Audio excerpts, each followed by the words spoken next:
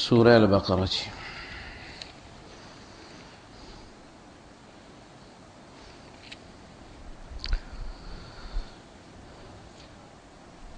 سورہ بقرہ آیت نمبر 40 سے شروع کرتے ہیں. احمده واصلي على رسوله الكريم اما بعد فاعوذ بالله السميع العليم من الشيطان الرجيم. بسم الله الرحمن الرحيم. يا بني إسرائيل اذكروا نعمتي التي أنعمت عليكم وأوفوا بعهدي أوف بعهدكم وإياي فارهبون وآمنوا بما أنزلت مصدقا لما معكم ولا تكونوا أول كافر به ولا تشتروا بآياتي ثمنا قليلا وإياي فاتقون ولا تلبسوا الحق بالباطل وتكتموا الحق وأنتم تعلمون وأقيموا الصلاة وآتوا الزكاة واركعوا مع الراكعين. صدق الله العظيم. رب اشرح لي صدري ويسر لي أمري واحلل عقدة من لساني يفقهوا قولي. آمين يا رب العالمين. یہاں سے شروع ہوتا ہے بنی اسرائیل سے خطاب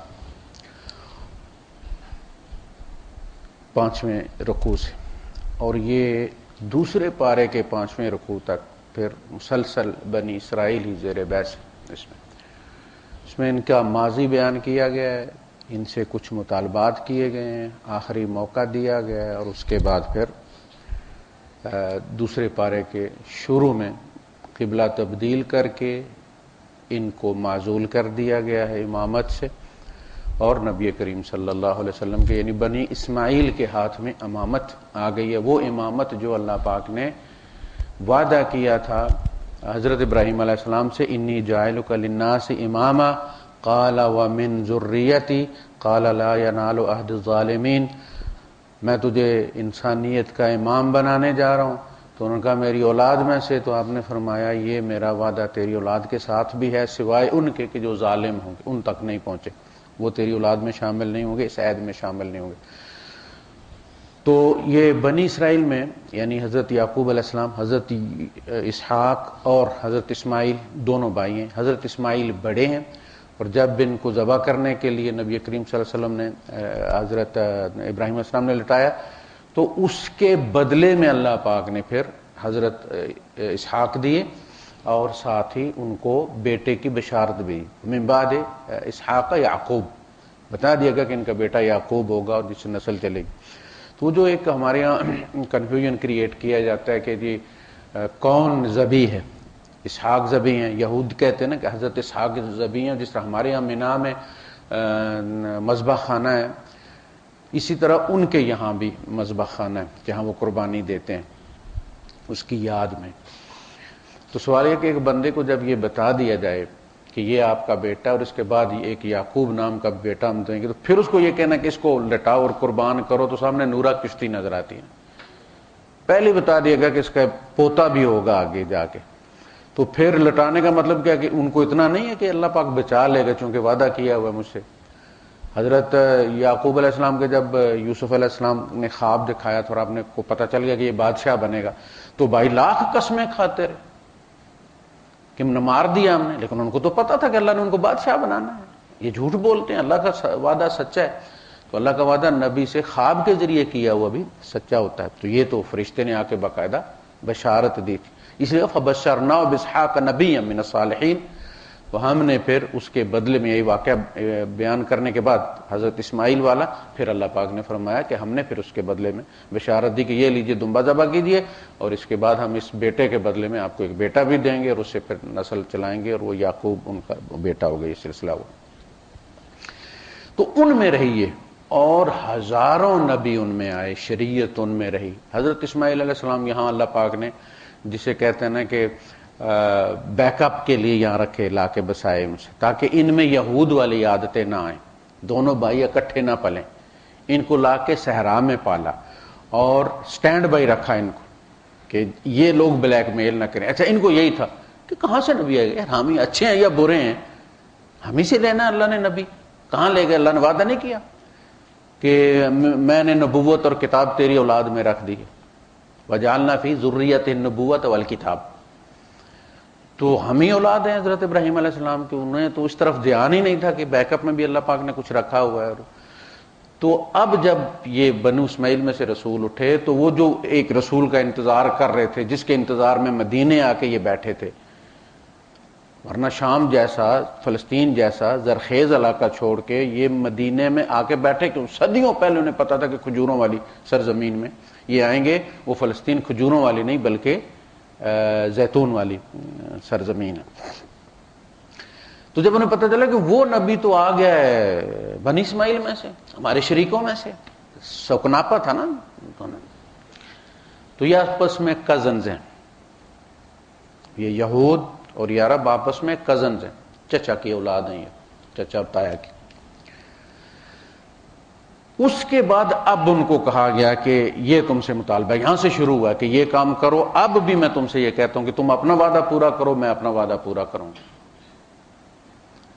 اور بعض آ جاؤ یہ کرو یہ کرو. پھر اس کے بعد انہیں شروع کیا ان کا ماضی کہ یہ تمہارے بڑوں نے کیا اور تم اس پر راضی ہو، لہذا تم بھی اس جرم میں شریک ہو. تم نے نبیوں کو قتل کیا، حالانکہ انہوں نے نہیں کیا تھا، لیکن یہ نبی کو قتل کرنے کی تو نیت رکھتے تھے نا، لہذا اسی میں شامل کیا، ان کو شریک رکھا کہ تمہارے باپ دادا نے بھی قتل کیا تھا، تم بھی اس نبی کو قتل، کبھی زہر دے دیا، کبھی دشمنوں کو چڑھا کر لیا، تو کام تو تم بھی وہی کر رہے ہو، لہذا ان کو بھی اس جرم میں شریک رکھا. آخر میں جا کے ٹرمینیٹ کیا ان کو اور کعبہ تبدیل کر دیا. یہ ایک نئی امت کھڑی کر دی. اللہ خیر صلی اللہ، نئی کتاب آ گئی، نئی شریعت آ گئی، نیا قبلہ بن گیا، نیا نبی.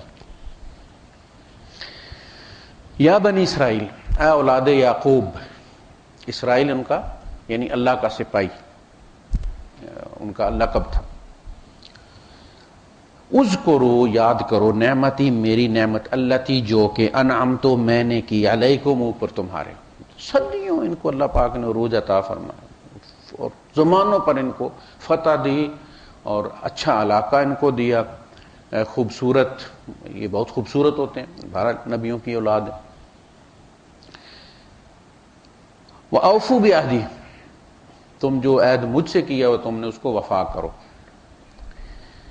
اوف بِعَهْدِكُمْ، اور میں نے جو تم سے وعدہ کیا تھا میں وہ وفا کروں.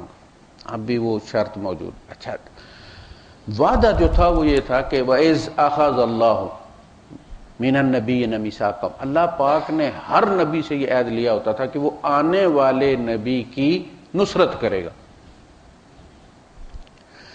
ہر آنے والا نبی پہلے نبی کی تکذیب نہیں کرتا بلکہ اس کی تصدیق کرتا ہے، اور اس کو دی گئی کتاب کی بھی تصدیق کرتا ہے. ان کے اندر کنٹینیوٹی ایسے نہیں ہے کہ جیسے ہمارے یہاں سیاستدان، ایک وزیر اعظم آتا ہے تو کہتے ہیں دوسرے نے یہ بھی کام خراب کیا تھا، دوسرے نے یہ کام بھی خراب کیا تھا. نبیوں میں سیاست نہیں، ان کی دعوت بھی ایک ہے، وہ ایک دوسرے کی تصدیق کرتے ہوئے آتے ہیں. لہذا ان سے یہ کہا جاتا تھا کہ اگر تمہارے پاس نبی آئے گا، سورہ آل عمران میں اس موضوع کو اللہ پاک پھر پیک پر لے کر گیا ہے اور وہاں جا کے وہ بات کی کہ جب تمہارے پاس کوئی بھی نبی آئے، لَتُؤْمِنُنَّ بِهِ وَلَتَنْصُرُنَّ، تم یقیناً اس پر ایمان بھی لاؤ گے اور اس کی نصرت بھی کرو گے. اور پھر انہوں نے کہا کہ کیا تم نے اس بات کا اقرار کرتے ہو اور اس بوجھ کو اٹھاتے ہو؟ قالوا اقررنا، انہوں نے کہا.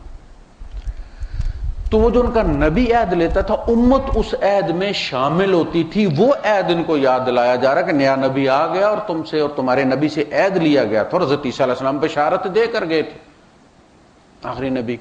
اب وعدہ پورا کرو، اس نبی پر ایمان بھی لاؤ، ان کی نصرت بھی کرو. میں نے جو تم سے وعدہ کیا تھا میں تمہیں عزت دوں گا اور میں تمہیں ہر میدان میں فتح دوں گا اور فلاں فلاں، میں تمہارے ساتھ ہوں گا. جیسے کہ اب بھی تورات میں وہ وعدے لکھے ہوئے ہیں کہ تم اکیلے نہیں ہوگے، میں تمہارے ساتھ ہوں گا، کوئی تم پر غالب نہیں آ سکے گا. وہ ساری چیزیں موجود ہیں. کہا کہ تم وہ وعدہ پورا کرو، میں یہ وعدہ، ورنہ پھر دوسری سچویشن کے لیے تیار ہوں.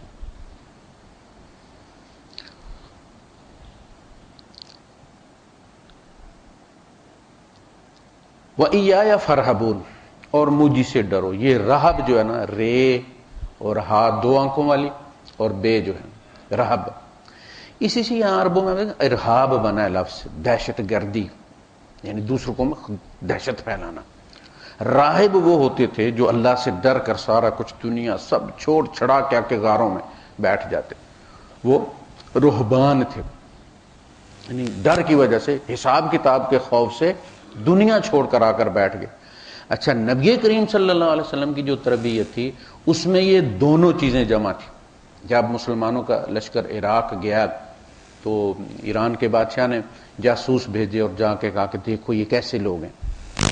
وہ گئے اور جا کے انہوں نے کہا کہ یہ لوگ اوپری قوم ہے، ہم فرسان بالنہار و رہبان باللیل، اور رہبان باللیل و فرسان بالنہار، یہ راتوں کے راہب ہیں، رات کو شراب پی کے نہیں سوتے، کوئی ناچ گانا نہیں کرتے، یہ ساری رات اللہ کے سامنے راہب ہیں، جیسے دنیا سے کوئی تعلق ہی نہیں، اور یہ چیونٹی کے اوپر پاؤں نہیں رکھنے والے لوگ۔ وہ فرسان بالنہار، صبح جب گھوڑے پر چڑھتے ہیں تو بہترین شاہ سوار ہے، پتہ چلتا ہے کہ یہ پہاڑوں کو بھی چیر کر رکھ دیں گے۔ یہ تھی نبی کریم صلی اللہ علیہ وسلم کی تعلیم کے نیکی اور نیک لوگ، خدا خوف لوگ ریٹریٹ ہو کر غار میں نہ جا گھسیں۔ یہ تو ہتھیار ڈالنے والی بات ہوئی نا باطل کے سامنے، بلکہ وہ فیلڈ میں رہیں، میدان میں رہیں، بازاروں میں ملیں، دکانوں پر ملیں، کسی کے پڑوس میں ہوں، تاکہ لوگ نیکی کو صرف پڑھیں نہ بلکہ فزیکلی دیکھیں بھی سوسائٹی کے اندر کہ نیک لوگ ایسے ہوتے بھی ہیں۔ اس دوران اگر رہتے ہوئے جس ڈر سے تم لوگ شہر چھوڑ کر غاروں میں جا چھپے ہو کہ جی کسی سے ہمارا کوئی جھگڑا نہ ہو جائے، کوئی ناراض نہ ہو جائے، کوئی غصے میں گالی نہ نکل جائے، کوئی فلاں نہ ہو جائے، کوئی فلاں نہ ہو جائے، اللہ پاک نے فرمایا وہ سارے چالان میرے ذمہ ہیں، تم معاشرے میں رہو۔ لیکن جب فائر بریگیڈ والے جاتے ہیں آگ بجھانے تو ان کی یونیفارم بھی کالی ہوتی ہے، داغ بھی لگتے ہیں، جل بھی جاتے ہیں، وہ ساری حکومت کی ذمہ داری ہے۔ اب وہ کہیں گے جناب یونیفارم گندی ہو جائے گی، ہم تو بیٹھے ہوئے، آگ لگی ہے تو لگی رہنے دے۔ اللہ پاک نے کہا اگر تمہارا دامن، ظاہر انسان انسانوں میں رہتا ہے تو وہ ری ایکشن پھر ہو جاتا ہے نہ چاہتے ہوئے بھی، تو کہا کہ وہ میرے ذمہ ہے، میں معاف کر دوں گا تمہیں، لیکن تم سوسائٹی میں رہو اور بیلنس قائم رکھو، باطل کا رستہ روکو۔ وَإِيَّايَ فَارْهَبُونَ، مجھے سے ڈرو۔ راہب، رہبان اور ارہاب، ارہاب دوسروں کو ڈرانا، راہب خود ڈرنا۔ جیسا یہود کے بارے میں کہا سورہ توبہ میں اتخذوا احبارہم ورہبانہم، حبر کہتے ہیں سیاہی کو، انک جو ہوتی ہے اس کو کہتے ہیں، قلم جو سیاہی والا پین ہوتا ہے اس کو کہتے ہیں قلم حبر، اور جو سکے والا ہوتا ہے لیڈ والا اس کو کہتے ہیں قلم رصاص۔ حبر سیاہی کو کہتے ہیں، تو چونکہ یہ علماء لکھنے پڑھنے کا کام کرتے ہیں اسی سے ان کا نام ہی حبر پڑ گیا، اور اس کی جمع احبار، جیسے کعب احبار۔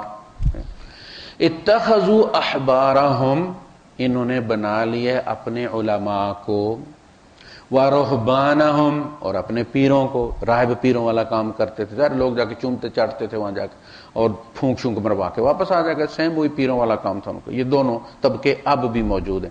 اتخذوا احبارہم ورہبانہم اربابا من دون اللہ، انہوں نے اپنے علماء کو اور اپنے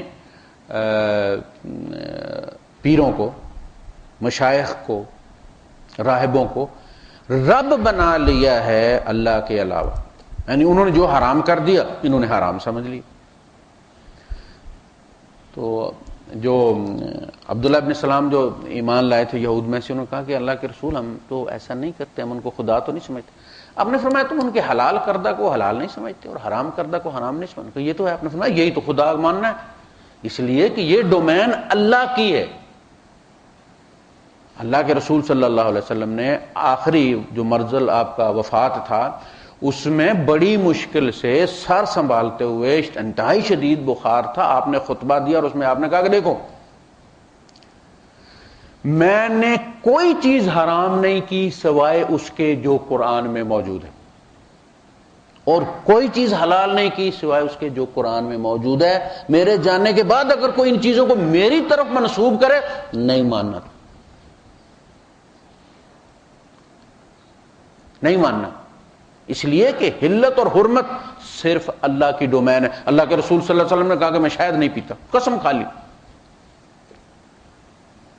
تو اس پہ اللہ نے کیا کہا یا ایھا النبی لم تحرم ما احل اللہ لک، کوئی نہیں یاسین طٰہٰ الف لام میم حامیم، کچھ نہیں، سیدھا ڈائریکٹ یا ایھا النبی لما تحرم ما احل اللہ لک، کیوں حرام کیا آپ نے وہ جو اللہ نے حلال کیا آپ نے؟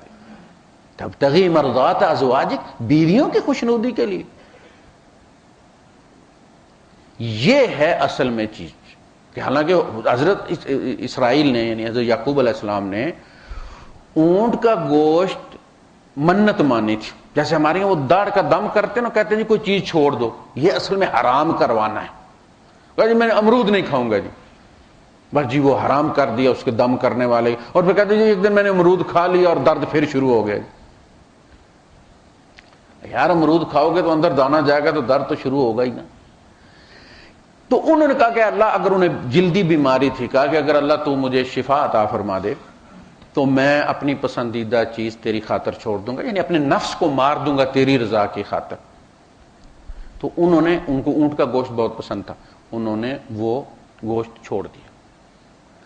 بنی اسرائیل نے یہ سمجھ کر کہ یہ حرام ہے، چونکہ نبی نے نہیں کھایا، قسم کھا لی، وہ اونٹ سے اتنی ہی نفرت کرتے ہیں جتنی ہم خنزیر سے کرتے ہیں، اور وہ اونٹ کھانے والوں کو اتنی ہی نفرت کی نگاہ سے دیکھتے ہیں جتنا ہم خنزیر کھانے والے کو دیکھتے ہیں۔ یہ ہے وجہ، اس لیے اللہ نے شہد کی، چونکہ پتہ تھا کہ یہ پچھلی امت نے اسی لیے یہ کیا، آپ بھی یہ کریں گے تو آپ کی امت اس کو حرام سمجھ لے گی۔ وَلَا تَقُولُوا لِمَا تَصِفُ، پورا رکوع ہے جس میں اللہ نے حلال ہو، میں نے یہ چیزیں تم پر حرام کی ہیں، اور میں نے یہود پر یہ چیزیں حرام کی تھیں، وہ چیزیں سزا کے طور پر حرام کی تھیں، خباثت کی وجہ سے حرام نہیں کی تھیں۔ اصل میں ساری طیب چیزیں حلال ہیں اور ساری خبیث چیزیں حرام ہیں، اور پیشاب خبیث چیز ہے ہر شریعت میں۔ پیشاب حضور کی اونٹنی کا بھی حلال نہیں ہے، تو دوسرے اونٹوں کی تو کوئی بات نہیں۔ ورنہ صحابہ جنہوں نے نبی کے وضو کا پانی ضائع نہیں جانے دیتے تھے، نبی کریم صلی اللہ علیہ وسلم تھوکتے تھے، وہ تھوک نیچے نہیں گرنے دیتے اپنے، وہ تو بوتلیں بھر لیتے حضور کی کسوا کی، جس طرف بھی جاتی اونٹنی نسات وہ بھر کے، وہ ایک واقعہ نہیں ملتا۔ وہ جو لوگ مرتد ہو گئے تھے جن کو بعد میں حضور نے پتھروں میں سر کچل کر مارا، انہوں نے اس کو پیا، حضور نے ان کو دودھ پینے کا حکم دیا تھا، انہوں نے بدو نسخہ استعمال کیا اور دودھ میں پیشاب میں ملا لیا۔ جب انہوں نے یہ پی لیا، اور یہ دونوں چیزیں بخاری میں موجود، یعنی حضور کا یہ حکم کہ اس کے دودھ پیو، اور ان کا یہ عمل کہ انہوں نے دودھ اور پیشاب پیا، راویوں نے پھر پیشاب کو بھی حضور کی طرف ریفر کر دیا کہ حضور نے ان سے کہا کہ پیشاب پیو، حالانکہ بخاری میں حدیث موجود ہے کہ حضور کے بارے میں اللہ نے فرمایا تھا کہ یحل لهم الطیبات ویحرم علیہم الخبائث، وہ ان کے لیے طیب چیزیں حلال کرے گا، پیشاب کو کوئی بھی طیب نہیں کہتا۔ اپنی ماں کا تم نہیں پیتے، ہم یہی تو کہتے ہیں ہندوؤں سے کہ تم گاؤ ماتا کا پیتے ہو، اپنی ماں کا نہیں پیتے، زیادہ تو اس کا حق بنتا ہے نا تم پر۔ اسی طرح وہ کہتے ہیں اونٹنی کا پیتے ہو تو حلال نہیں، اور جو پیتے ہیں وہ کہتے ہیں یہ کپڑوں پر بھی گر جائے تو کپڑے پلید نہیں ہوتے۔ خیر، تو اللہ نے شہد پر تو فرمایا والا، یہ پوری بیان کرنے کے بعد کہ وہ چونکہ اکڑتے تھے لہذا ہم سخت قانون بناتے تھے، وہ اکڑتے تھے ہم سخت قانون بناتے تھے۔ ذالک جزیناہم ببغیہم، یہ ساری حرمتیں جو ہے وہ ہم نے اس لیے ان پر کی کہ یہ بغاوت کرتے تھے، سرکشی کرتے تھے۔ آپ فورمین کے ساتھ کر لیں، پھڈا کر لیں، دیکھیں وہ تنگ سے تنگ کرتا چلا جائے گا آپ کو۔ ماسٹر ہیڈ ماسٹر کے ساتھ پھڈا کر لیں، دیکھیں وہ تنگ سے تنگ کرتا چلے جائے، یعنی یہ انسان کی فطرت ہے۔ تو اس میں پھر کہا کہ اب وہ آخری رسول آئے گا تو اصلی والی چیزیں حلال کر دے گا، تم سے بوجھ ہٹا دے گا، وہ جو تمہاری بدماشی کی وجہ سے حرام کی گئی تھی ان کو وہ حلال کر دے گا۔ اس لیے سورہ بقرہ میں جب صحابہ نے کہا کہ فلاں چیز بھی فلاں چیز بھی، تو آپ نے کہا یہود کی طرح مت کرو، اعتراض مت کرو اللہ کی حرمتوں پر، بلکہ کہو کہ سمعنا واطعنا، اللہ تو جو کہتا ہے ہم نے سنا اور ہم نے مانا۔ اللہ کے ساتھ ضد مت لگاؤ، ورنہ وہ یہود کی طرح پھر وہ بھی تم پر حرام کر دے گا جو حلال ہے۔ تو انہوں نے یہ کہا تو اللہ پاک نے فرمایا لا یکلف اللہ نفسا الا وسعها، اللہ کسی جان پر اس کی بوجھ سے زیادہ بوجھ نہیں ڈال، تو فکر مت کرو۔ تم نے حالانکہ ہینڈز اپ کر دیا، اس کے باوجود میں تم پر وہ چیزیں نہیں ڈالوں گا جو تم نہیں اٹھا سکتے، میں نے تمہیں پیدا کیا، میں تمہیں اچھی طرح جانتا ہوں۔ تو فرمایا ولا تقولوا لما تصف السنتكم کذب، تم اپنی زبانوں سے جھوٹ مت افترا کیا کرو، مت تراشا کرو. ھذا حلال وھذا حرام لتفتروا علی اللہ الکذب، کہ یہ حلال ہے اور یہ حرام ہے، اللہ پر جھوٹ بولتے ہوئے. حلال وہی ہے جس کو اللہ نے حلال کیا اور حرام وہی ہے جس کو اللہ نے حرام کیا. اس کے درمیان بہت ساری چیزیں ہیں، مکروہ بھی اس میں ہے، مباح بھی اس میں ہے، مستحب بھی اس میں ہے، ساری چیزیں اس میں شامل ہیں. تم جس چیز کو بولتے ہو یہ حرام ہے اور جو تمہیں پسند نہیں ہے وہ حرام ہے. قاسم بن محمد بن ابو بکر نے سے جب پوچھا گیا تو آپ نے کہا کہ حلال اور حرام کا فیصلہ قرآن میں ہو چکا ہے، وہی حرام ہے جس کو حرام کے لفظ کے ساتھ قرآن نے حرام کیا. بعد والے اس کو ناجائز کہہ سکتے ہیں، مکروہ کہہ سکتے ہیں، لیکن حلت اور حرمت اللہ کی ڈومین ہے، نبی کا کام وہ آرڈر پہنچانا ہے. تو اللہ نے اس پر بھی پھر نبی کریم صلی اللہ علیہ وسلم کو بھی روک دیا کہ آپ قسم توڑیں. کہا کہ آپ قسم توڑیں. قد فرض اللہ لکم تحلۃ ایمانکم، اللہ نے فرض کیا قسم توڑیں اور اس کے بعد کفارہ دیں، اس کو روزے رکھے 3 اور پیئیں شربت شہد کا. تو اس کا مطلب ہوا کہ نبی بھی اپنی مرضی سے کسی چیز کو حلال یا حرام نہیں کرتے، تفصیل بیان کرتے ہیں وہ اس کی. وَآمِنُوا بِمَا أَنزَلْتُ مُصَدِّقًا لِمَا مَعَكُمْ، اور ایمان لاؤ اس کتاب پر جو میں نے نازل کی ہے اور نازل کر رہا ہوں. مصدقاً جو تصدیق کرتی ہے، لما اس کی جو معکم تمہارے ساتھ ہے. یعنی قرآن تورات کی تصدیق کرتا ہے، تورات کی تکذیب نہیں کرتا. پچھلے نبی کی شریعت میں تبدیلی کرتا ہے لیکن پچھلے نبی کی شریعت کو غلط نہیں کہتا. وَلِكُلِّ أُمَّةٍ جَعَلْنَا مَنْسَكًا وَمِنْهَاجًا، ہم نے ہر امت کا الگ شریعت رکھی ہے، الگ مناسک رکھے ہیں، وہ اس کو ادا کرتے ہیں. ان پر تنقید نہیں کرنی کہ یہودی نماز ایسے کیوں پڑھتے ہیں، اللہ نے یہود کو اسی طرح حکم دیا، اس کی پیروی کر رہے ہیں. تمہیں جو حکم دیا تم اس کی پیروی کرو. تو اس میں کوئی جھگڑا نہیں، وہ اس کی تصدیق کرتا ہے. ہمیں عام طور پر اب احساس ہوتا ہے میری زندگی کے، سمجھ لیں کہ اب قبر سامنے ہے، باقی سارے مراحل گزر گئے ہیں. بچپن ہے، جوانی ہے، پھر مڈل ایج، پھر بڑھاپا. ابھی بڑھاپا ہی ہے میرا، 2-4 سال کی بات ہے، قبر ہے. میں نے اس میں دیانتداری کے ساتھ یہ محسوس کیا ہے کہ ہمیں جھوٹ پر پالا گیا. دوسرے مذاہب، اپنے فرقوں میں دوسرے فرقوں کے بارے میں جھوٹ بولا گیا، ہمارے اندر نفرت بڑھی گئی، حالانکہ وہاں کچھ نہیں ہے یہ چیز. آپ ان کا لٹریچر پڑھیں، وہاں کچھ نہیں. یہودیوں کے بارے میں، عیسائیوں کے بارے میں جو قرآن کہتا ہے، قرآن میں لکھا ہوا ہے، اس کے خلاف ہمیں پڑھایا گیا ہے. دوسری کتابوں کے بارے میں آپ دیکھیں گے سورہ المائدہ کے اندر 6 پارے میں اللہ پاک کہتا ہے تورات میں بھی نور اور ہدایت. وَكَيْفَ يُحَكِّمُونَكَ وَعِنْدَهُمُ التَّوْرَاةُ فِيهَا حُكْمُ اللَّهِ. اے نبی آپ کے پاس کیوں آتے ہیں حکم لینے؟ اگر انہیں اللہ کو حکم ماننا ہے، ان کے پاس تورات ہے، تورات میں اللہ کا حکم موجود ہے. وَأَنزَلْنَا التَّوْرَاةَ فِيهَا هُدًى وَنُورٌ، اس میں بھی ہدایت اور نور موجود. ہم نے کہا کہ کچھ کتابوں میں کچھ نہیں ہے، اور بھائی صاحب ان کتابوں کے فتوے بدلے گئے ہیں. اب اس کی بات آئے گی، جیسے قرآن کے بدلے گئے، تبدیل ہو گیا سارا. قرآن کو کوئی اہمیت نہیں دیتا، ثواب کے لیے پڑھتے ہیں، اس کو ریفرنس کے لیے طور پر کوئی نہیں مانتا. اس کا فیصلہ آخری فیصلہ نہیں ہے، وہ اس سے چھین لیا گیا ہے. اب وہ فلاں روایت، آپ آیت پڑھیں، وہ روایت لے کر آ جائیں گے. یہ ایسے ہی ہے جیسے سپریم کورٹ کے سامنے آپ سول جج کا فیصلہ لے جائیں کہ تم کون ہوتے فیصلہ کرنے میں، یہ دیکھو سول جج نے یہ فیصلہ کیا ہوا ہے. یہ تو فیصلہ قرآن کرے گا.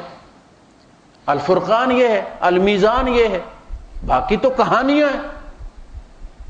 سچی بھی ہوں تو وہ شریعت تو تبدیل نہیں کر سکتی، وہ تو قرآن ہے. تورات کے بارے میں قرآن یہ کہہ رہا ہے کہ اس میں ہدایت موجود ہے. فتوے بیچنے والوں نے اس میں فتوے بیچے اور مانوی تحریف کی، وہ ہمارے یہاں بھی موجود ہے. آپ تفسیریں ان کے حاشیے دیکھ لیں. آپ قرآن اندر کچھ اور کہہ رہا ہوتا ہے، باہر حاشیے میں مولوی صاحب اپنی دکان سجا کے بیٹھے ہوتے ہیں، اپنا مسلک بیچ رہے ہوتے ہیں. اور لوگ کہتے ہیں ہم نے تفسیر میں پڑھا ہے. او بھائی تفسیر میں آپ نے جو پڑھا ہے وہ ترجمے میں نہیں ہے. تفسیر میں ان کے اپنے ڈوزیر ہیں, اپنے اپنے مسلک, اپنے اپنی اینک لگا کے انہوں نے جو لکھا ہے وہ لکھا ہے, وہ ان کا پرائیویٹ کلینک ہے. سرکار نے اندر قرآن میں کچھ اور کہا ہے. تو یہود میں بھی خدا خوف لوگ ہیں. قرآن یہ کہتا ہے کہ ان میں وہ لوگ بھی ہیں نبی اتنے دیانتدار ہیں کہ اگر آپ ان کو ان تأمنہ قنطارا یؤدیہ الیک, دیکھیں خدا کتنا دیانتدار ہے کہ وہ نبی سے لڑ رہے ہیں اور اللہ ان کی جو خوبیاں اس کی تعریف کر. لیسوا سواء من اہل الکتاب امۃ قائمۃ یتلون آیات اللہ آناء اللیل, یہ سارے ایک جیسے نہیں ہیں, ان میں وہ بھی ساری رات کھڑے اللہ کی آیات پڑھتے رہتے ہیں. دیکھیں ہم تو کہتے ہیں کہ جی ساری خوبیاں ہمارے فرقے میں, ہمارے مولوی میں, دوسرا فرقہ جو اس میں تو کوئی خوبی ہے ہی نہیں. ہم تو بے انصاف ہیں, ہمیں بے انصافی کی تعلیم دی گئی ہے. دوسرا مولوی ٹھیک بھی کہہ رہا ہو تو ہم کہتے ہیں نہیں غلط کہہ رہے, اس لیے کہ ہمارے فرقے کا نہیں. اپنا دعویٰ نبوت بھی کر دے تو اس کی بھی تعویل کر لیں گے, اس کی بھی تعویل کر دیں گے, لیکن دوسرے کی ٹھیک کو بھی غلط بنا دیں گے. لہذا اللہ بے انصافوں پر کبھی رحم نہیں کرنا. ہمارے اندر اتفاق کبھی ہو سکتا ہی نہیں جب تک ہم عادل نہیں ہوں. ٹھیک کو ٹھیک نہیں کہیں گے, غلط کو غلط نہیں کہیں گے. اپنے فرقے والے غلط کہے ہم کہیں گے یہ غلط. اللہ پاک نے سارے برابر نہیں. ان تأمن ہو بقنطاری یؤدی الیک, اے نبی ان میں وہ دیانتدار بھی ہے تم ڈھیروں سونا اس کو امانت رکھ دو وہ آپ کو ادا کر دے گا. وَمِنْهُمْ مَنْ إِنْ تَأْمَنْهُ بِدِينَارٍ لَا يُؤَدِّي إِلَيْكَ إِلَّا مَا دُمْتَ عَلَيْهِ قَائِمًا, اور ان میں وہ بھی ہیں کہ جن کو آپ صرف ایک دینار پکڑا دیں کہ بس میں تم سے لے لوں گا اور پھر لے کر دکھائیے, وہ کبھی ادا نہیں کرے گا الا یہ کہ آپ اس کے دروازے کے سامنے ما دمت علیہ قائما, آپ وہاں قیام کر دیں, دروازے کے سامنے کھڑے ہو جائیں تو وہ مجبور ہو کے دے دے, کبھی نہیں دے گا. ہمارے یہاں بھی یہی, یعنی اس کا مطلب ہے کہ تم سارے یہودیوں کو ایک لاٹھی سے نہیں آنک سکتے, تم سارے عیسائیوں کو ایک لاٹھی سے نہیں آنک سکتے کہ جہاں یہودی ملے مار دو, جہاں عیسائی ملے اسے مار دو. یہ غلط تعلیم ہے ان کی. تو ہمیں اس میں جھوٹ, تورات کے بارے میں ہمیں جو کہا گیا, آپ آج بھی تورات کو پڑھیں, اس میں واضح لینگویج بتاتی ہے کہ یہ خدا کا کلام ہے. اللہ کا اپنا ایک لہجہ بات کرنے کا ایک انداز ہے, پتہ چلتا ہے. تو میں نے یہ سمجھا ہے کہ اس معاملے میں ہمیں جھوٹ پر پالا گیا, اور ہم سارے مولوی جو جسے ہم کہتے ہیں انہیں پتہ کچھ نہیں ہوتا. میں آپ کو یہ بتا دوں, وہ صرف نصاب پڑھتے ہیں, انہیں پاس ہونا ہوتا ہے. جو نصاب میں لکھا ہے وہ انہوں نے لکھنا ہے تو نمبر ملنے. اگر وہ ذرا سا بھی اس میں کوئی اختلاف کریں گے, نہیں فلاں کتاب میں یوں لکھا تھا, تو نمبر کٹ جائیں گے. ان کا دماغ خراب ہے, نمبر کٹوائیں گے. ان کو جو سند ملتی ہے وہ سند اس چیز کی نہیں ہوتی کہ یہ عالم بن گیا ہے. اصل میں وہ سند اس چیز کی ہوتی ہے کہ اب اگر یہ علم حاصل کرنا چاہے تو اس کے اندر صلاحیت پیدا ہو گئی ہے. ہم نے وہ ظرف اس کے اندر پیدا کر دیا ہے, وہ صلاحیت پیدا کر دی, مگر اس کے بعد وہ نوکری کرتا ہے, پڑھتا ہی نہیں. دیکھنا جب ایک مسجد میں چلا جاتا ہے مولوی تو اس نے اپنے ہی فرقے کو پروموٹ کرنا ہے نا, اپنے مسلک کو پروموٹ کرتا ہے. جمعے میں بھی اپنے اکابر کی تقریریں, وہ ہمارے بزرگ خواب دیکھا اور یوں ہو گیا, اور ہمارے خوب جو مر کے گھر آ گئے, وہ دفنا کے آئے, وہ گھر آ گئے, گھر آ کے بچوں کو مٹھائی دی اور کہا کہ اگر کسی کو بتایا نہیں تو میں روز آیا کروں گا. تو بیوی نے جب دیکھا کہ یہ تو روز مٹھائی بچوں کو پکڑا جاتا, تو لوگ کہیں گے پہلے ان کو روٹی نہیں سرتی تھی کھانے کو, جس دن سے وہ بندہ مرا ہے ان کو مٹھائی ان کے گھر سے ختم نہیں ہوتی, یہ کہیں اس نے اک میں ٹکا تو نہیں لگا لیا. اس نے کہا میں تو بدنام ہو جاؤں گی اس طرح, میں بتانے لگی ہوں. اس نے بتا دیا کہ صاحب آتے ہیں مٹھائی لے کر آتے ہیں, بس اس کے بعد صاحب آئے ہی نہیں. بندہ کیا کریں, یہ دیوبند کی بات ہے, بریلویوں کی نہیں, کوئی فرق نہیں ہے. ان کے بزرگ وہی جو کتب ہیں وہ وہی کتب. بندہ کہتا ہے میں نے خواب دیکھا, خواب میں نے کہا کہ لا الہ الا اللہ اشرف علی رسول اللہ. گھبرا کے اٹھ گیا تو اس نے اس کے کفارے میں درود پڑھا, اللہم صلی علی اشرف علی تھانوی. کہنا چاہتا تھا اللہم صلی علی محمد وعلیہ, لیکن منہ سے پھر اشرف علی تھانوی. انہوں نے خط لے کر, ہاں جناب. تو خواب ہے, چلے. اس کی تعبیر یہ بھی ہو سکتی تھی کہ تو نے اشرف علی تھانوی کو رسول بنا لی. تو ان کے قول پہ عمل کرتا ہے۔ امام شافعی نے کہا تھا نا، لوگوں مت کہو قال مالک، مالک انسان ہے، غلطی بھی کر سکتا، بل قولوا قال الرسول صلی اللہ علیہ وسلم وقال اللہ قال الرسول، اس پر رہو۔ لوگوں نے سنسار کر دیا، مسجد کے اندر وہ بلیڈنگ سے ان کی ڈیتھ ہو گئی، شہید ہو گئے امام شافعی رحمۃ اللہ علیہ۔ اتنے پیارے ہوتے ہیں یہ ہمارے بھی، صرف یہود نے نہیں، ہم نے بھی اسی طرح ان کو خدا بنایا۔ تو سیدھی تعبیر، یا میرے بھائی تو اللہ اللہ کر، توبہ کر، توبہ استغفار کر، خط لکھا ان کو کہ میں نے اس طرح کیا۔ اچھا خواب والی بات تو چلیں ٹھیک، تعبیر انہوں نے جو بتائی وہ تعبیر وہ نہیں، تعبیر بھی وہ نہیں، ہمیں بھی تھوڑی سوچ بوجھ ہے تعبیروں کی، تعبیر بھی انہوں نے غلط بتائی ہے۔ وہ جو اس نے اٹھ کے درود پڑھا ہے جاگتے ہوئے ہوش و حواس میں، اس میں بھی جب اس نے اللہم صلی علی اشرف علی تھانوی کا ہے تو کہنا چاہیے تھا میرے بھائی یہ شیطان نے تم سے کہلوایا ہے، تو استغفار کر، سیدھی سی بات۔ اس پر شاباش دی جا رہی ہے کہ یہ تمہیں سگنل دیا جا رہا ہے کہ جس کی پیروی کر رہا ہے، جس کا تو مرید ہے، وہ سنت کا متبع، وہ سنت کا متبع بندہ رسول بن جاتا ہے۔ لیکن چونکہ ہمارے لہذا ہم تعویل کرتے ہیں۔ یہی وہ 4 بزرگوں کی لکھی ہوئی 4-5 جملے ہیں جنہوں نے احناف کو، جو بندی بریلوی دونوں حنفی ہیں، کوئی مذہبی کوئی ان میں تفرقہ نہیں، فرق صرف یہ کہ وہ کہتے ہیں تمہارے ان بزرگوں نے گستاخی کی اور تم ان سے اعلان برات کرو کہ ہمارا ان کے ساتھ کوئی تعلق نہیں،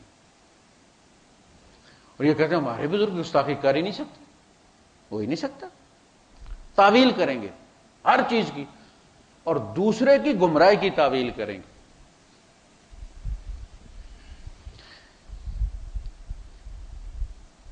اس کے پر ایمان لاؤ جو میں نازل کر رہا ہوں، جو تصدیق کر رہا ہے اس کی، جو تم پر نازل کیا گیا۔ قرآن تکذیب نہیں کرتا، ہمیں تکذیب سکھائی جاتی ہے مساجد میں، خطبوں میں، ہمیں پتہ ہی نہیں۔ ایک یہودی خاتون مسلمان ہوئی تو میں نے اس سے پوچھا، ان کا کہ جو آپ کے بارے میں مسلمانوں میں مشہور ہے، وہ زبان جانتے ہیں، وہ اردو، تو آپ کا کیا خیال ہے؟ آپ لوگ نماز پڑھتے ہیں، یہ کرتے ہیں، یہ کرتے ہیں، یہ کرتے ہیں؟ ان کا آپ مجھے تفصیل سے بتائیں، اس لیے کہ ہمیں جو بتایا جاتا ہے وہ تو ایک طرف کی خبر ہے نا، دوسری کیا قرآن بتاتا ہے دوسری طرف کی، کہ قرآن تصدیق کرتا ہے، ہم لوگ تکذیب کرتے ہیں۔ ہمارے یہاں ایک فقہ کی کتاب میں لکھا، وہ شرح لکھی ہے انہوں نے غالباً امام شافعی رحمۃ اللہ علیہ کے اس کی مسلک کی کتاب میں، کہ کیا کاغذ سے استنجا جائز ہے؟ دیکھو تو انہوں نے کہا کہ ہاں کاغذ سے استنجا جائز ہے، اگرچہ اس پہ کچھ لکھا ہوا بھی جیسا کہ بائبل، یعنی بائبل کا۔ یار تم جب ان کی مذہبی کتاب، اس لیے کہ اس وقت ہمیں اقتدار حاصل تھا نا، ہمارے اکثر و بیشتر جتنے بھی فتوے جن پر ہمیں فوراً نوٹ نکال کے، کاپی اس کی نکال کے دے دی جاتی ہے کہ یہ فتویٰ قذافی شامی، قذافی عالمگیری، قذافی تفتاز خانی، وہ بھائی اس وقت ہم 3 بر اعظموں پر حکومت کرتے تھے، ہماری مخالفت ہی کوئی نہیں کر سکتا تھا جب وہ کتابیں لکھی گئی تھی، خناس تھا ہمارے علماء کے دماغوں میں،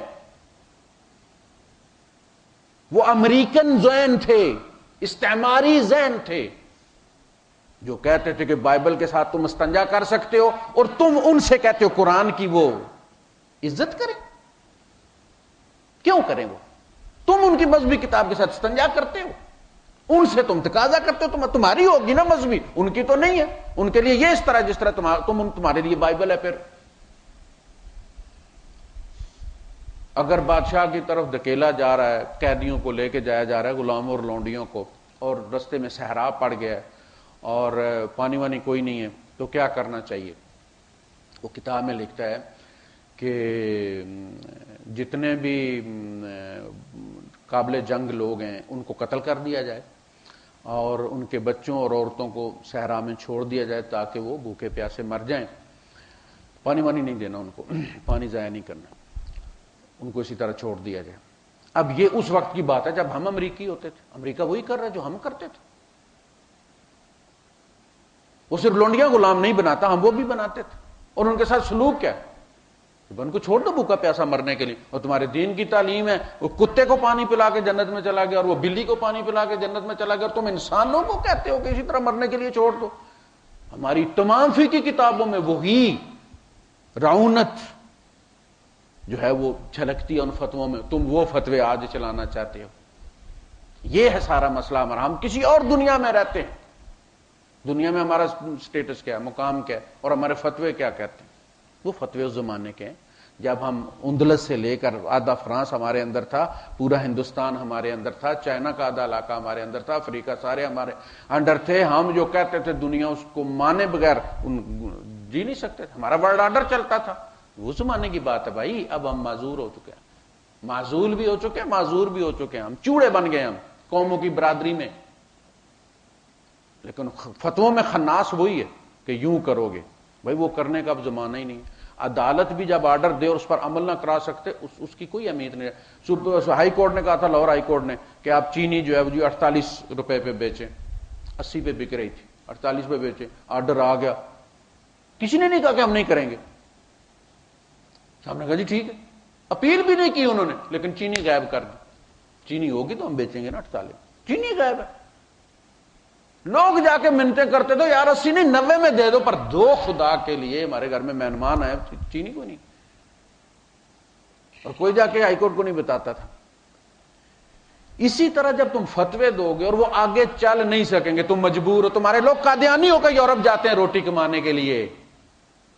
تمہارے یہاں تو نہ مسجد محفوظ ہے, نہ عیدگاہ محفوظ ہے, نہ جنازہ محفوظ ہے, نہ بازار محفوظ ہے, نہ اسکول محفوظ ہے, نہ مساجد محفوظ ہیں. لوگ تو جان بچانے کے لیے یہاں سے نکلتے ہیں. یہ تو ہماری حال. اپنا آپ نہیں دیکھنا, فتویٰ وہی دینا ہے عمر فاروق رضی اللہ عنہ کے زمانے والا.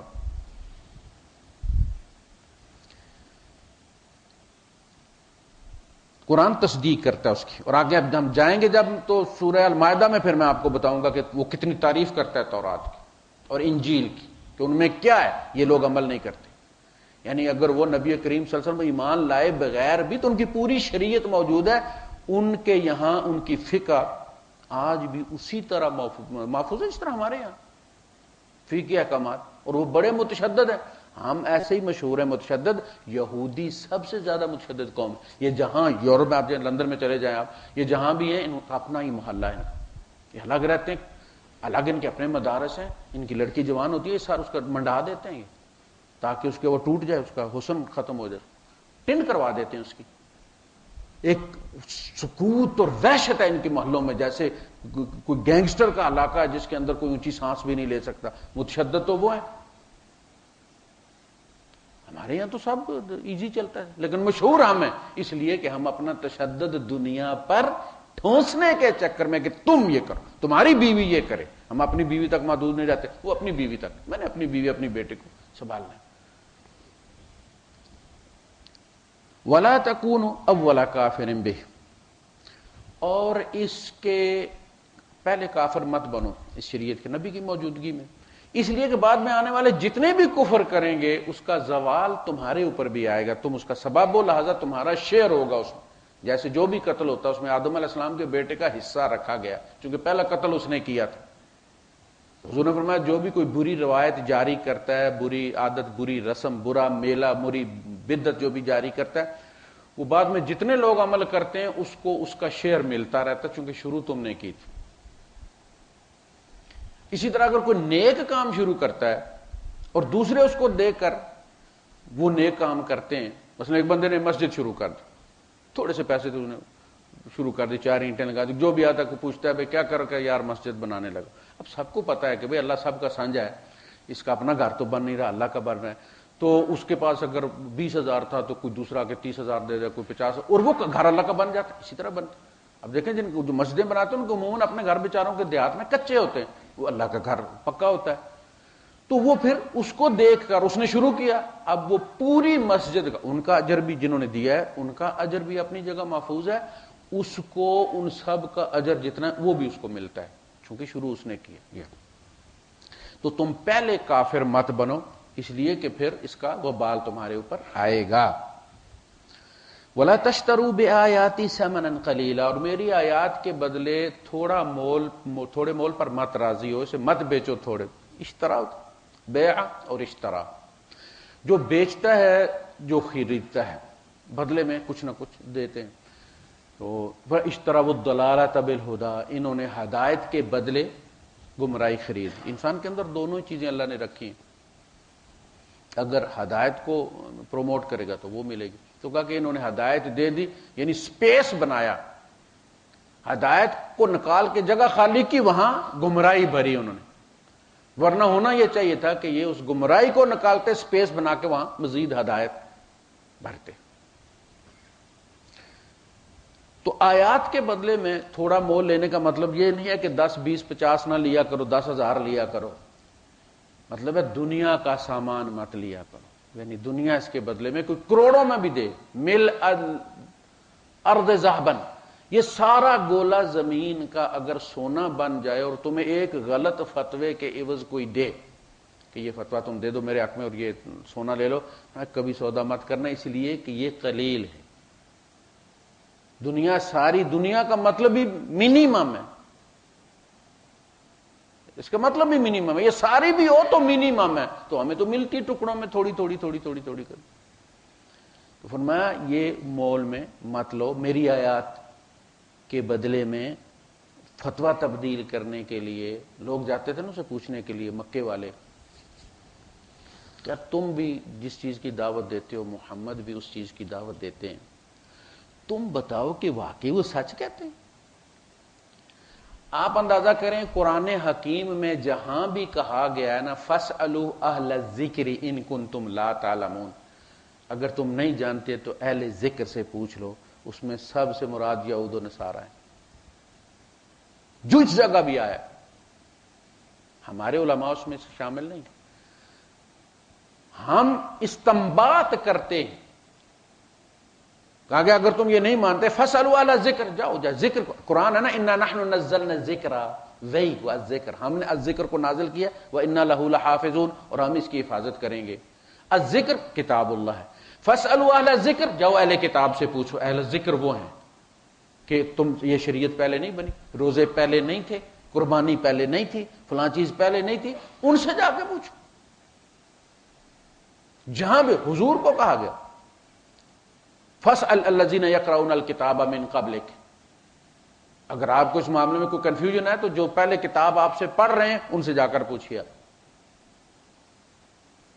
لیکن یہ بات ہمارے یہاں اہل الذکر سے مراد ہمارے علماء لی جاتی ہے. کوئی نہیں بتاتا یہ یہودیوں کے بارے میں کہا گیا ہے، آپ کے بارے میں نہیں کہا گیا. اگر کوئی ان کتابوں کا پیرلل اس کے مطالعہ کرے، قرآن کی سمجھ ہی اس وقت جا کے لگتی ہے کہ یہ قرآن سوال تورات میں ہے، جواب قرآن دے رہا ہے. اس وقت پتہ چلتا ہے کہ اچھا اس کا سوال کا جواب یہ ہے. کیوں سالی مسلمان ہوئی ہے اس کی، ٹونی بلیئر کی؟ اس نے پڑھے ہیں نا سوال، جواب نہیں مل رہے تھے. اس قرآن پڑھا، اسے جواب مل گئے سارے. جو بھی ہوا ہے مسلمان قرآن پڑھ کر مسلمان ہوا. ہمارے یہاں کہتے ہیں کہ جی قرآن میں کچھ ہے ہی نہیں، جوس نکال لیا ہمارے اماموں نے، ہمارے بزرگوں نے، ہمارے اکابر نے، اب اس میں کچھ نہیں ہے، بس پڑھو اور ثواب لو. یہ ثواب کمانے والی کتاب ہے، تفکر، تدبر، تعقل کرنے والی اب کتاب نہیں. قرآن کے قریب نہیں جانے دیتے اس لیے کہ ان کے فرقوں کی ماں مر جاتی ہے. قرآن نہیں چلنے دیتا فرقوں کو، وہ تو سیدھی بات کرتا ہے. وَلَا تَكُونُوا أَوَّلَ كَافِرٍ بِهِ وَلَا تَشْتَرُوا بِآيَاتِي ثَمَنًا قَلِيلًا وَإِيَّايَ فَاتَّقُونِ، اور میرا تقوی اختیار کرو. اتقوا اللہ، اتقوا اللہ، یہ میرا تقوی اختیار کرو، یہ قرب کی نشانی ہے. وَلَا تَلْبِسُوا الْحَقَّ بِالْبَاطِلِ، اور باطل کو حق کا اور حق پر باطل کا لباس مت چڑھاؤ. ہوتا ہے نا مرد عورتوں والے کپڑے پہن لے، عورت مردوں والا کپڑے پہن لے. یہ کام مت کرو. مرد کو عورت، عورت کو مرد مت بناؤ، یعنی حق کو باطل، باطل کو حق مت بناؤ. یہ تلبس الحق بالباطل، حق کے اوپر باطل کا لباس. لوگوں کو جی یہ غلط ہے، حالانکہ وہ بات ٹھیک کر رہے ہیں، لیکن تمہارے پاس لوگ پوچھنے، اب مولوی پہ لوگ اندھا اعتماد کرتے. اللہ پاک نے بڑا خبردار کی سورہ توبہ میں، آخری سورت ہے اور اس میں اللہ پاک نے کمال کر دیا، یعنی بڑی کام کی باتیں، چونکہ آخری اس کے بعد وہی کا سلسلہ قیامت تک کے لیے بندہ اس آخری خطاب میں اللہ نے کیا کیا ہوگا آپ اندازہ کر لیں. اللہ پاک فرماتا ہے یا ایھا الذین آمنوا ان کثیرا من الاحبار والرہبان لیاکلون اموال الناس بالباطل. اے ایمان والو، یہ تمہارے علماء اور تمہارے مشائخ، تمہارے پیروں کی اکثریت لوگوں کا مال ناجائز کھاتے ہیں. کثیرا من الاحبار والرہبان لیاکلون اموال الناس بالباطل وَيَصُدُّونَ عَن سَبِيلِ اللَّهِ. ان سے بڑا ظالم کوئی نہیں ہے. یہ پیسے رستہ دکھانے کے لیتے ہیں اور غلط رستہ دکھا دیتے ہیں. بتائیے اس سے بڑا ظلم کیا کہ ایک بندہ آپ سے آپ کے رستہ پوچھتا ہے اور آپ اسے کہتے ہیں جی آپ مجھے پیسے دو تو میں رستہ بتاؤں گا.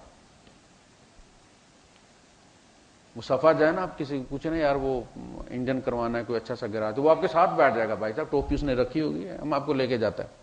اچھا وہ آپ کو ساتھ بیٹھ جائے گا، آپ کہیں گے یار بڑے نیک لوگ رہتے ہیں صفے میں ماشاءاللہ، اپنا ٹائم دے رہا ہے. وہ آپ کے ساتھ بیٹھ جائے گا، گراج میں لے جائے گا اور بیچ دے گا وہاں آپ کو گاہک دینے کے. وہ کمیشن لے گا، وہ 200-400 آپ کا لے گا اور وہ آپ کے مینٹیننس میں کار میں وہ بھی ڈال دے گا. میرے ساتھ پہلی دفعہ ایسا ہوا، بعد میں وہ میرا دوست بن گیا. وہ تقریباً 16 سال ہو گئے ہماری دوستی. تو اس نے کہا میں نے وہ اپنی بیوک کا کروانا تھا انجن، تو اس نے کہا 400 اس نے لیا تھا مجھ سے. اس نے پھر وہ 2000 میں وہ کام کیا. اس نے کہا 400 تو اس کا تھا. تو یہ صورتحال ہے کہ یہ لوگ بھی بالکل اسی طرح کرتے ہیں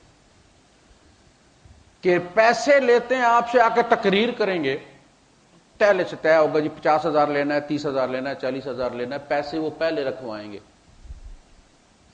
پیسے بھی لیں گے اور اس پوری تقریر میں آپ کو اللہ کے رستے سے پھیر دیں گے.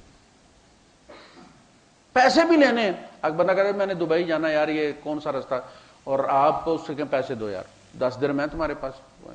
وہ لیے اسے اور اس کو کہا کہ یہاں سے تم یہ رائٹ میں ہو جاؤ اور باری والی روڈ پہ چڑھ جاؤ سیدھا مصطفیٰ، اور اس کو الین اور ادھر گھما دیں آپ بدا زائد کی طرف. وہ کیا کہے گا؟ اس سے بڑا کوئی ظلم ہے کہ لوگ تمہارے ہاتھ چاٹتے ہیں کہ تم اللہ کا رستہ بتاتے ہو. تمہیں دکاندار ڈسکاؤنٹ دیتا ہے اس لیے کہ تم اللہ کا رستہ بتاتے ہو. لوگ باپ پر اعتبار نہیں کرتے، تم پر اعتبار کرتے، تم سے آ کے مشورہ لیتے ہیں کہ تم اللہ کا رستہ بتاتے ہو، صحیح بات بتاتے ہو، اور تم غلط رستہ بتاتے ہو. وَيَصُدُّونَ عَن سَبِيلِ اللَّهِ. پیسے بھی لیتے ہیں، مال بھی کھاتے ہیں اور اللہ کی راہ سے روکتے ہیں. اس پہ کسی نے پوچھا کہ یہ ہمارے علماء کی بات ہو رہی ہے. صحابی سے پوچھا، ہم نے سنا اور کس کی بات ہے؟ یا ایھا الذین آمنوا کہا جا رہا ہے. یہود کو تو نہیں کہا جا رہا، یا اہل الکتاب ہے تو نہیں کہا گیا. تمہیں کہا گیا ایمان والو، تمہارے مولوی اور تمہارے پیر، تمہارے احبار اور تمہارے رہبان.